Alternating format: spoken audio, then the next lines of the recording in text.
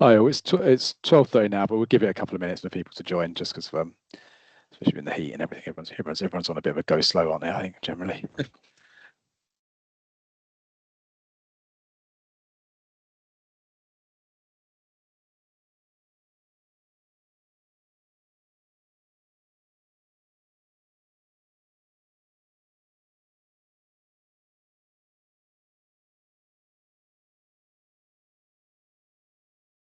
Cool.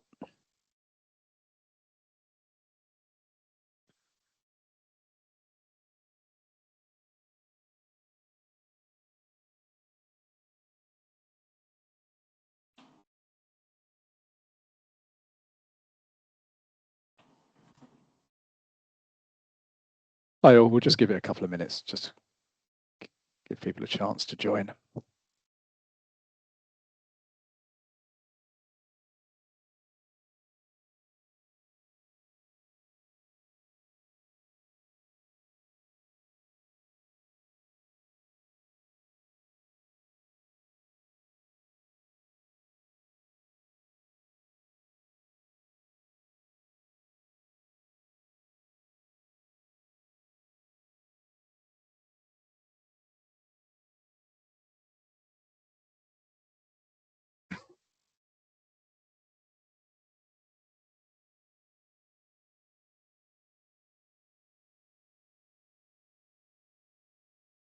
I'll just repeat myself again. We'll just give it a minute or two, give people a chance to join, and then we'll get cracking on.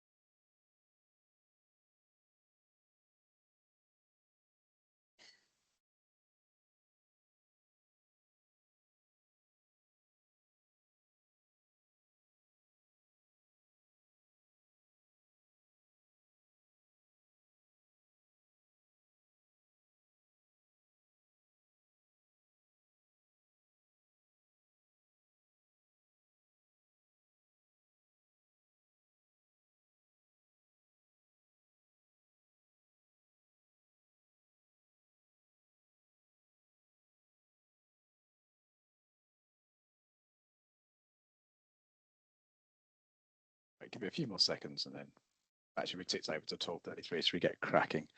Right. Good afternoon, everybody. Thank you for joining us on this very, very hot day. For those of you working in air-conditioned offices, I'm very jealous. For those of you working in lofts and sweating away, we salute you. Very impressed. Just going to let some more people in. Yep. So this is, I don't normally run these, so normally this is done by Sarah. So apologies if there's any issues. First of all, just to let you know, we're going to be recording this, and we'll put it up onto our website, so you can go back and have another look at it. Just a quick bit of background why we do these lunch and learns. It's all, as you can see on the slides on the screen, it's about shared learning. We're trying to just sort of avoid that duplication, but it's about sharing good practice, really, inspiring new ideas, building a bit of trust between all the different partnerships, getting people to know each other a little bit better. Yes, general housekeeping. If you can keep your microphones muted during the session, there'll be an opportunity at the end to ask questions. Yeah, if you can do that via raising your hands, and I'll try and manage that. As I say, yeah, we will be recording the sessions, and generally, this is the idea is these are lunchtime sessions, so let's all be nice, engaged. You're more than welcome to have your camera switched off whilst you eat your lunch and everything. But yes, but just be all nice and polite and caring for each other would be very much appreciated. Okay, with no further ado, I'll hand over to Chels. Chels is from the Thame Catchment from the River Thame Conservation Trust, and kind of heads up the Thame Catchment Partnerships. Chels is a project officer, volunteer coordinator, and communications lead, and has been with River Thame Conservation Trust now. So the heat's getting to me. The River Thame Conservation Trust for about over 5 years now, and Chels is here is going to talk to us about sort of the community catchments work she's been doing, which is about sort of how you engage with catchment partnership, how you engage with sort of all those wider stakeholders up and down your catchment, especially for those of you in large catchments. We've got a variety of stakeholders you're trying to engage with and talk to, and just trying to get trying to get them represented with your catchment partnership. That's enough waffling from me. Chels, do you want to take over? Do you want to take charge? Yeah, sure thing. Thank you, Miles.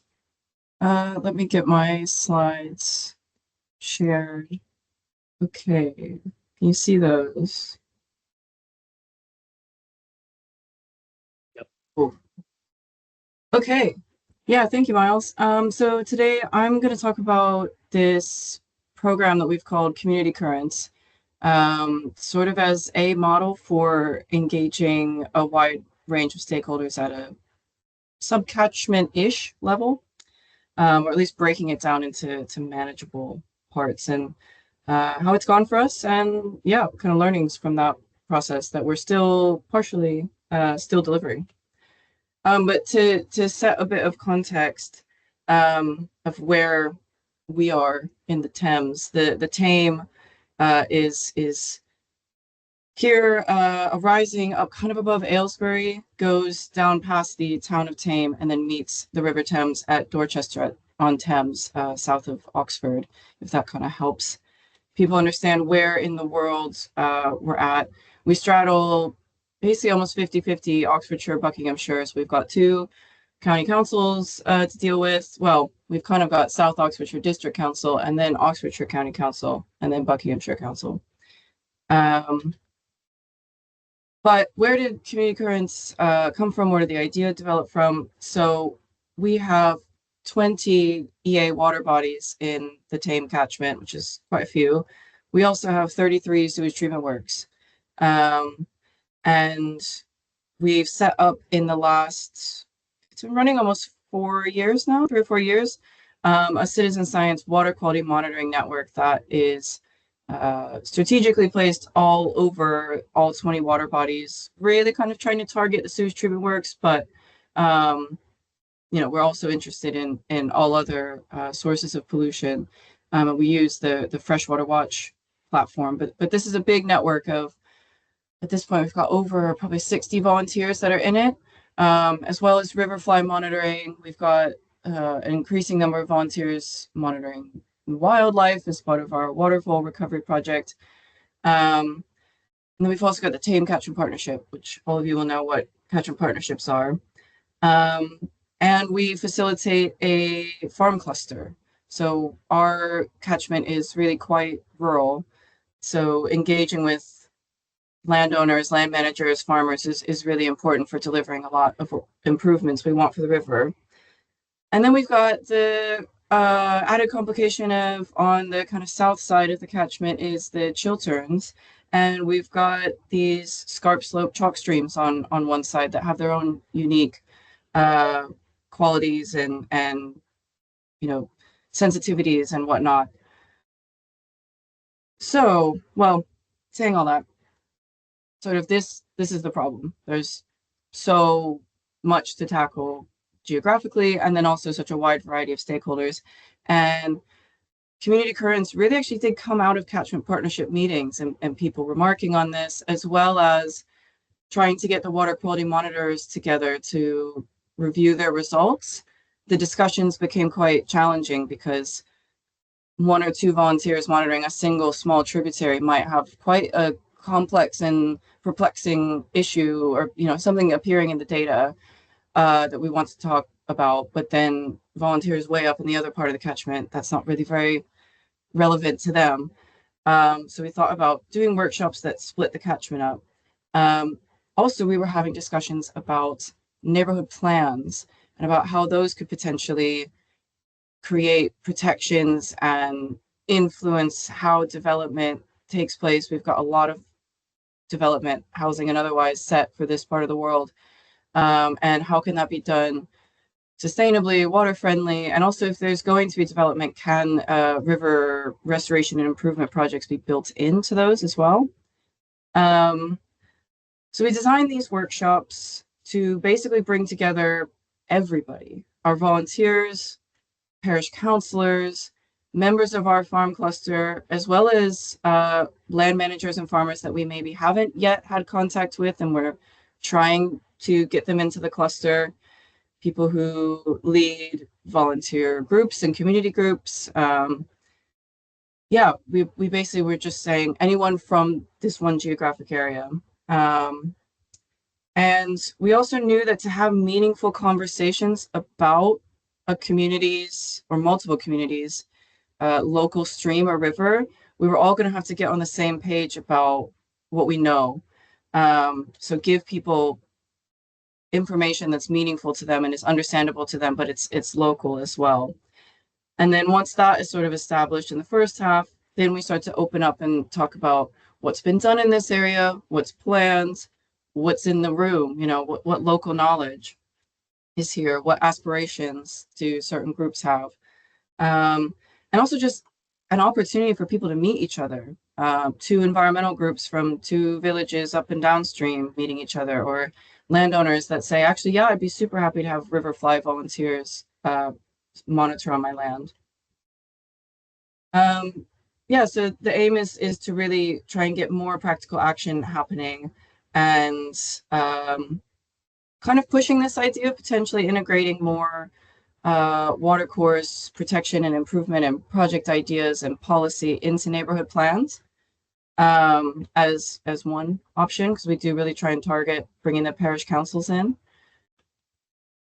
So each session, I've kind of just briefly run through it, but the way it follows is give the landscape context, lots of maps. A lot of people don't, if we're talking small tributaries that, they're behind hedges, they're on private land, people don't really know kind of how they're connected, maybe one village to the next by a watercourse. Talk about ecological condition, talk about pressures, and then show data that we have, plus data from the Environment Agency and any other sources.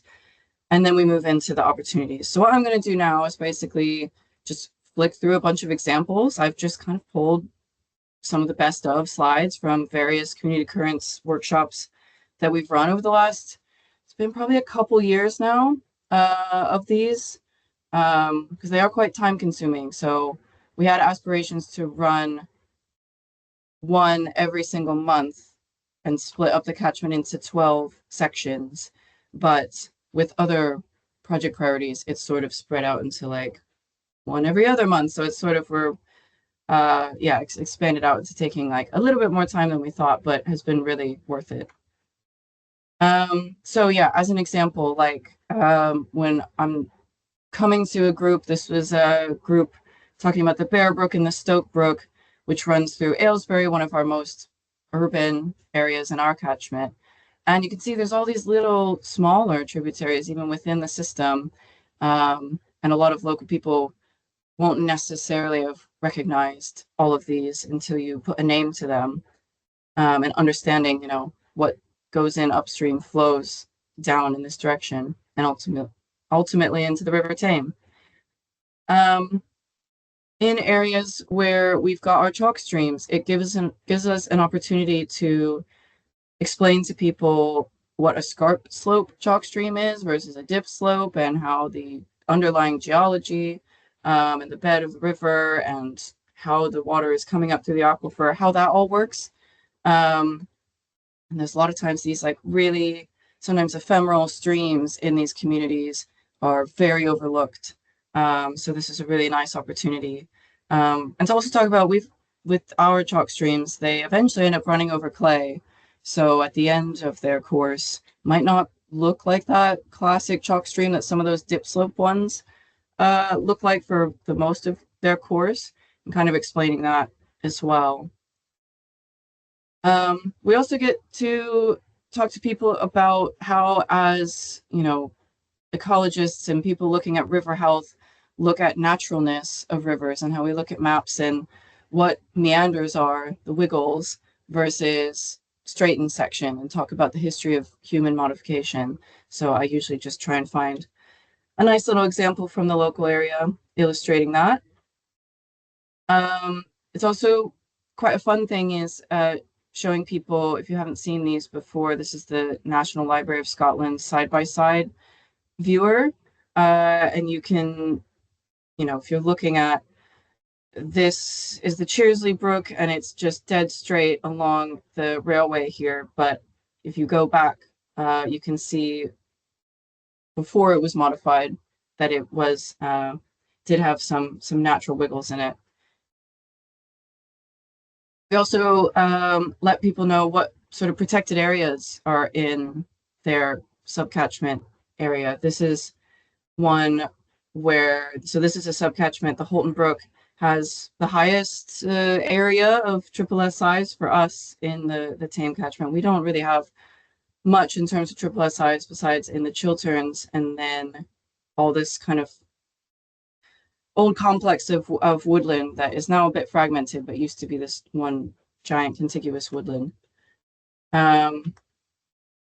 We get to talk about barriers to fish passage. Talking about this layer that I'm sure if you've done fish pass work is available in the CABA data set, but also talking about taking it all for a grain of salt. So this isn't really always a most up-to-date ground truth data set. So, when we were in this session, this area is really implicated with HS2, and the people in the room kind of chuckled and were like, there are a lot more culverts now, and entirely, like new roads being added, and yeah, many, many more culverts in the Stoke Brook here now because of HS2. Which, bringing up HS2, so this has sort of reminded me, going to these workshops, me and my colleague who tends to deliver them, sometimes, you can feel a bit anxious about, okay, we know HS2 is really contentious, and I've been in meetings where it just kind of becomes, that's all we talk about, and it becomes very negative. But I would actually say, it's been really worth it to just be really honest about, we know there's a lot of impacts going on. Being really honest about where our influence lies and doesn't, and what we, are able to do, and who has powers to change certain things and who doesn't, and kind of the boundaries and limitations. And just being very honest when we don't know things and we say, we've tried to get information about this, we don't have it, we can, work with you to maybe get more. But I've actually really found really, it's been really positive. And as long as you're decently confident with facilitating a diverse group of people and keeping the discussion on track, hasn't been too bad. Which, if you can facilitate a catch-up partnership meeting, yeah, these are kind of similar. We also get to talk to people about the Environment Agency ecological statuses of water bodies and WFD. Most average people do not know what Water Framework Directive is and how it works, and it's got its own kind of quirks, and sort of explaining what all these classifications are and how they're set. Did I include it here? No, I didn't. I always have a slide that talks about why are all water bodies failing for chemical status, and then that can generate really interesting discussions about things like flea treatments on dogs and forever chemicals and so on and so forth, and road runoff as well. We also always do a little bit of a tour of all the sewage treatment works in a catchment, which always is an area of interest. And we often try and draw in what we have around the permits for the sewage treatment works in our catchment, and try and explain things like population equivalence to people. We also then kind of pull out a satellite, Google Maps screen grab of a treatment works, kind of show people like, you can go see your local sewage treatment works from the air. And, that's what these bits, are different infrastructure within the works. We pull out EDM spill data. We talk about how Environment Agency permits set certain limits on things like ammonia. Sometimes I try to explain biological oxygen demand. We talk about storage volume. We talk about phosphate stripping. Yeah, we also so this was an example of the Aylesbury treatment works, the largest works in our area, versus we have many, many, many very small, tiny works that don't have any storm storage, which means they don't have ammonia limits, and they don't have event duration monitors. So kind of explaining to people the scale difference, and that people might think the big works at Aylesbury is the one that, oh, it's big, it must have lots of sewage. Actually, we're not too worried about it. It's been well invested in. These tiny ones, no storm storage, stuff like that, actually are kind of like not being paid attention to. And they are small, but maybe are having a collective over time impact. We also talk about things that aren't Thames water treatment works and sewage and other effluent coming from things like septic tanks and private treatment works, trade effluent, things like that, which also kind of, I think, is not often discussed in our conversations around river pollution in the media and whatnot right now. We run a water quality monitoring network. It's a great opportunity for me to go through and kind of deep dive into what those results are saying for a certain area. So yeah, showing this is actually one where there's surprisingly low pollution. We tend to actually see really high nitrates all across the catchment, and the Stoke Brook was one that has pleasingly low nitrate and phosphate levels. We look at aquatic invertebrate data. I get to explain how those are really great bioindicators of river health. Looking at the EA's data, it is an opportunity to also state that the amount of statutory monitoring from the Environment Agency has, the number of samples taken each year and the kind of gaps between the years is declining. So we're starting to kind of have gaps in our understanding and the full picture. But it is when I get to then talk about citizen science initiatives like Riverfly, kind of filling those gaps and looking at data that our volunteers submit and what that's telling us. As well as fish data. It's always really fun to get into the fish and look at kind of the fish communities that different areas support, and talk about the needs of different species and life cycles of fish. We try to invite angling groups if we know they've got areas that they manage in the area we're looking at, and sometimes they've got incredibly useful local knowledge. I mean, I think the thing is, as we're going through these slides, we sort of just let people chime in, and it's always really enlightening how much little bits of local information people bring to the table. We also, in some areas, we've done a bit of our own electric fish surveying, and we can kind of complement the EA surveys as well if we have them.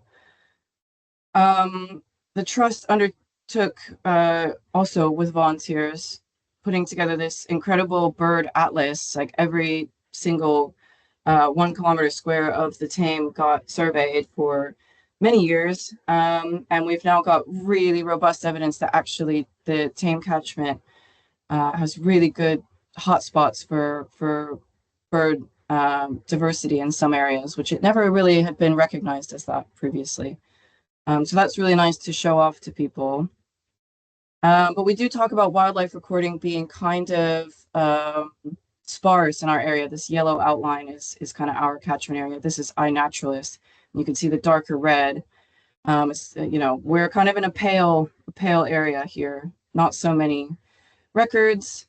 I talk about the Environmental Records Center and how records are stored there, and pull out some interesting ones for people. But then this is also our place to say, do start recording wildlife on your own, on your dog walk. Use iNaturalist, use iRecord, join a local surveying group. We talk about what projects have been done, which is a great way to kind of show people what is possible, what's been done in the past, and also some positive stories as well. And then we also walk through, we've done a bit of a desk study, really high level, ideas, opportunity mapping of the whole Thame catchment. So I just zoom in on their sub-catchment and pull out some of these ideas and just kind of explaining to people what river restoration even actually would be, what natural flood management would be. A lot of these terms are going to be new to some people. Then we get into talking about neighborhood plans, kind of our ideas. I look at the areas we're looking at, look at who's done a neighborhood plan, who hasn't, and then suggest to them just some themes around water course protection and improving biodiversity and water quality, and what plans could start to incorporate, as well as then just giving loads of resources. Because if anyone in the room is thinking of taking this on, there's already so many good resources out there. Sometimes people just need to be signposted to things.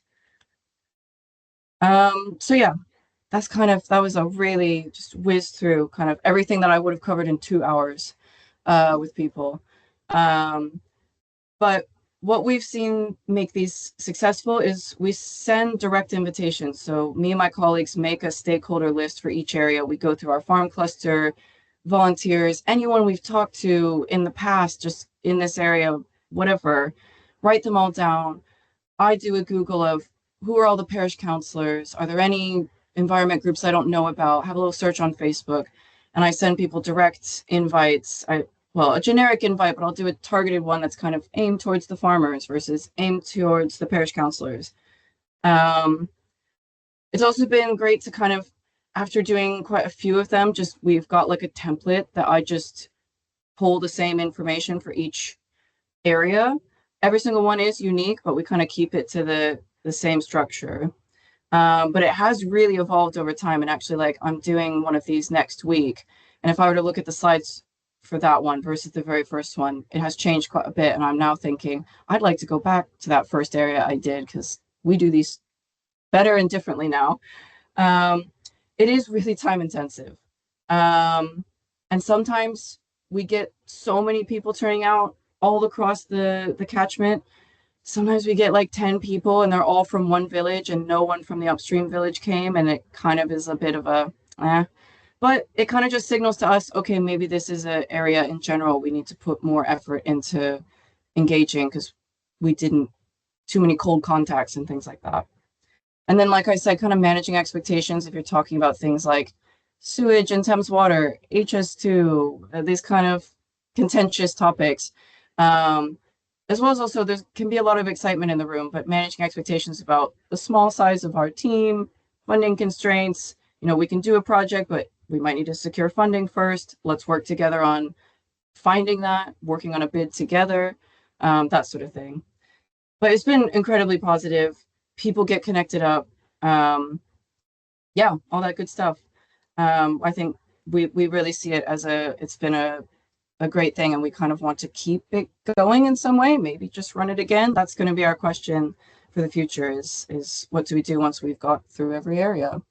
Yeah, thank you very much for having me. Very happy to take any questions with the last few minutes that are left. Brilliant. Thank you so much, Chels. That was really interesting. I think one of the things I've taken away is sort of the structure you use there.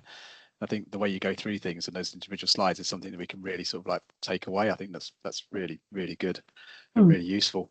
Right, as Chels says, we've got time for some questions. Does anybody have some questions for Chels at all, based on that, what you've just heard?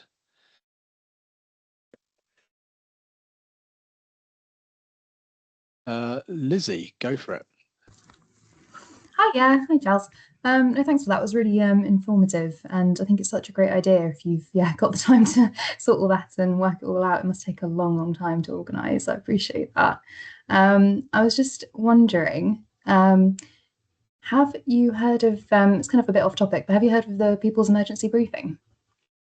I have been seeing that go around lately. Yeah. I don't know loads about it. But it seems like the perfect platform to kind of push that. I went to an event the other night on it, and it's a really interesting video, essentially, which is kind of done Gogglebox style, where Chris Packham is essentially talking to celebrities, your average person, and showing them essentially experts' opinions on climate change and what we need to do going forward. And I just think that it kind of ties in quite nicely with everything. And yeah, I think, yeah, I'm going to try and do it with the catchment as well at some point. But yeah, I think you've got a really good platform here to kind of push messages like that as well. So yeah, just a little bit off topic, I'm sorry, but yeah. No, it's a really good idea and kind of helps with that question for us of what do we do next with this. What was it called, Lizzie, again? People's Emergency Briefing. Okay, brilliant. Thank you. Richard. Oh, I think you're on mute, Richard. Me now? Yeah, that's it. Yep. Excellent. Yeah, I'm really impressed with the amount of information that you've been able to get together. Do you sort of work full time on this? Are you funded? Yeah. So this is a funded project. We've sort of used it. We funded it through a mix of, we had a Thames Water Competitive Fund that kicked this off, and we thought we were going to be able to finish it all in a year, and then it became very obvious that we'd bitten off way more than we could chew. So we did as many workshops as we could in a year, and they were so good that we were like, we have to keep doing this. So then it's now been funded through a mix of us kind of pulling other things together to make sure we can get all of the areas done. Can we have a copy of your slides? I mean, they're a really good aid memoir. We were in a slightly different area to Thame, but all the information gathering would be just as useful for us as for you. Yeah, very happy to share. And if there's any particular bits you want to know how I got the data, because I kind of have like a workflow for myself. And I know for me, setting up one of these workshops now takes me 3 full days of time. And it probably took me more like 4 at the beginning when I was still figuring out my method. But I've kind of got it down to a rhythm now. Okay, well, you're a wonderful resource to tap into. Thank you very much. It is really good. We will make the slides and the presence and the video of this presentation available on our website, so jump in there and find it. There's part of me thinking about, I was wondering about the funding and the time taken, and I know it's very topical and everybody says it, but whether there's some AI tools you can use to kind of like just pull that information and generate some of those slides quickly for you, linking up. I mean, you can only do so much. It will just spit out things. But what's been useful, I've started using it.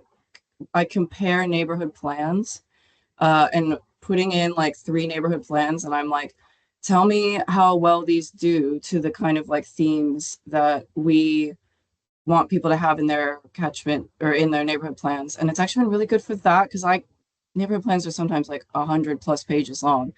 And it will be like, this village did really well on nature. This other one doesn't mention water or rivers at all. So yeah, it's been good for that. But yeah, depends on the use. Yeah. Okay, brilliant. Thank you. Felicity.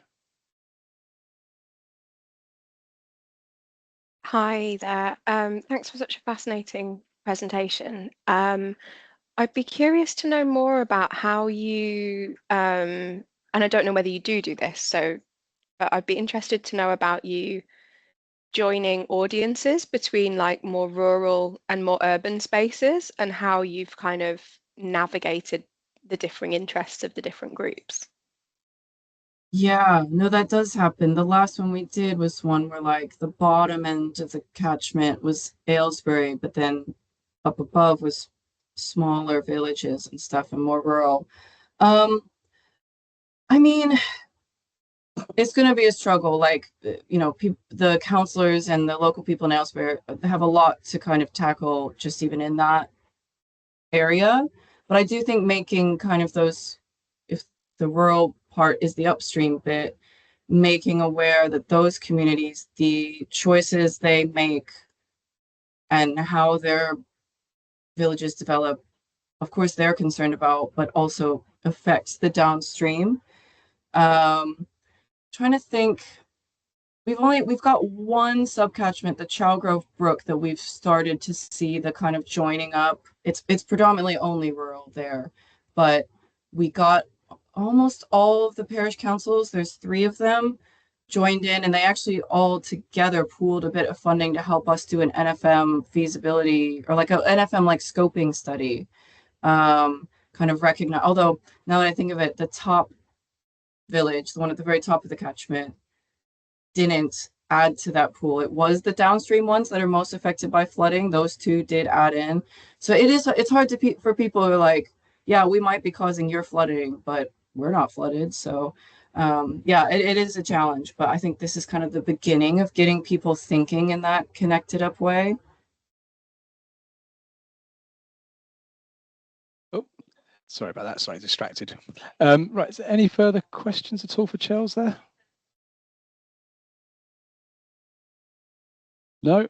There's a nice comment from Jennifer. Oh, Lizzie, you're coming back in. Go. Yeah, sorry, just a quick one, Chels. No, sure. How do you manage with the outreach? How have you managed to get the word out to so many people about all the work that you're doing? In terms of what, inviting them to these workshops, or? Yeah, exactly. How, like, getting the news out that the workshops are happening. The direct invite has been pretty good. I mean, I think it makes people feel like they're kind of personally we want them to be there. But I basically have these like standard templates of like the language around like, this is the one that's kind of aimed more towards farmers, and it talks about things that farmers might be interested in. I developed it with my colleague who facilitates our farm cluster, versus I've got one for the volunteers that I manage, and I kind of talk about, you know, you've been adding data to our citizen science programs for years. This is a place to come see like what we're doing with that and what it's saying and what can be done afterwards, versus parish councils that I talk more about, you know your local issues, maybe you're working on a neighborhood plan, or you know people that are. And then I join a thing that works really well for me. I join every single Facebook group for every single little village in the catchment that I can possibly find. And like those little Facebook groups are great for this stuff. And I also say to our volunteers, I'm like, can you share this with, you know, that friend that you said has been kind of interested in volunteering and just hasn't had an opportunity. This is a great just introduction.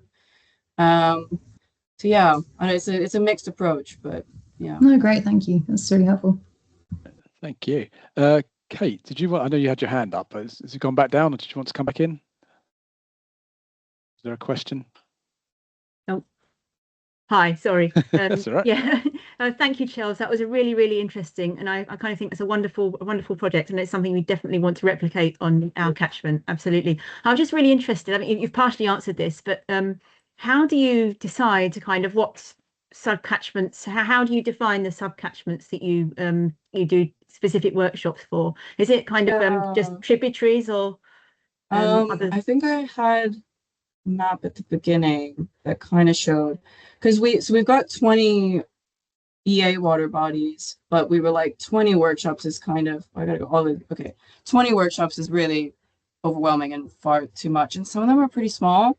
Like, I don't know if you can see my cursor, but like the one that says Cuttlebrook and tributaries, that's actually 2 EA water bodies put together, because the one kind of ends up flowing into the other. I mean, there's not really a science to it, but we kind of just tried to apply some sort of logical approach of like, okay, you know, the Chalgrove and Leuchner Brooks, the Leuchner flows into the Chalgrove, and then that whole system flows into the Thame. So we're just going to group those together. They also, you know, they're both chalk streams. They're quite similar in character. Yeah, so we did a bit of combining to just narrow it down to 12. With the Thame, it's been a bit tricky because the main river for us is split into like 3 chunks. Obviously, you look at the most downstream chunk and it's kind of like, well, what's affecting it? Okay, literally everything else. So yeah, these workshops have kind of quite a bit focused just on those tributaries, because that's where, if villages are there or towns are there, you can make a real difference if you're keeping things you don't want in the river out of those tributaries flowing in. Right, thank you. Mm-hmm. Okay, great. Thank you very much, everybody. I think it looks like we're coming to the end. I can't see any more questions unless anybody wants to stick their hand up quickly. No. Okay, brilliant. Okay, thanks, Chels. That was really good. And I think so. There's some of the comments in the chat as well saying how Thanks how useful it everyone. was. That's really good. Very happy to email me if you want to talk about any specific part, or if you end up trying to do something similar. I'm very happy to meet with people and chat about this. And yeah. Okay. As I say, we'll put the presentation and the slides up on the Thames Rivers Trust website, and they'll put there alongside all the previous lunch and learns as well. I think there's probably something for us to take away as well about how we can help support other partnerships in developing this methodology and approach, and particularly around sort of some of those the funding as well. So yeah, no, there's lots of food for thought there. It's really good. Great. I think coming to the end now. Just let you know, our next talk is on the our next lunch and learn is on the 23rd of July, which will be the Hearts of Middlesex Wildlife Trust, and they'll be talking about eDNA. Great. Okay, if that's it. Thank you very much, everybody, for taking the time today. Good luck in the afternoon heat. Yeah, stay cool and dehydrated, I think is probably the message, isn't it? Okay, everybody, thank you so much. Really appreciate it. Big